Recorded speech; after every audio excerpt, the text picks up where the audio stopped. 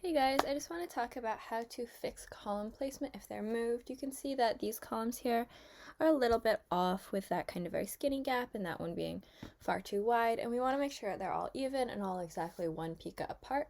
So this is just a really easy way to fix it and something that you should really be checking before turning in any drafts. So essentially, I'm going to click on each column and check the x value and go over what the correct x values are and just type those in. If you don't know what the x and y values are, you can check out our other video on using x, y, width, and height values.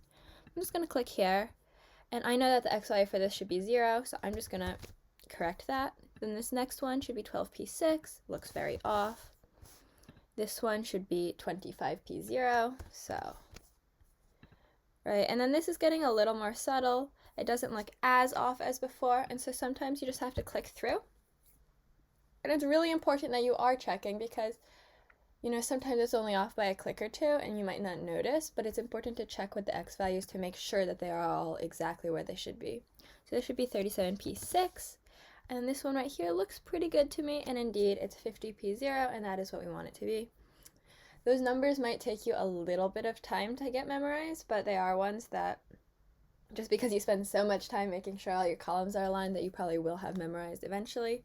The ones for 4 columns are a little less important to know off the top of your head, since we only normally do like 2 4-column pages a cycle. They don't look as good. But the first one should still be at 0. Oftentimes you're going to see weird values like that when they just get dragged to the side a little bit while you're putting in elements, stuff like that. It's fine, you just should go back and check and change it to 0. This next one should be 15p7.5. These values are a little weirder. This should be 31p3.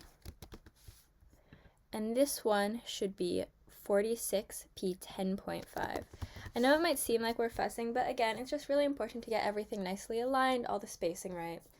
And those x values should be in the video description if you just want to take a look at that later on when you're checking your pages. Thank you guys so much.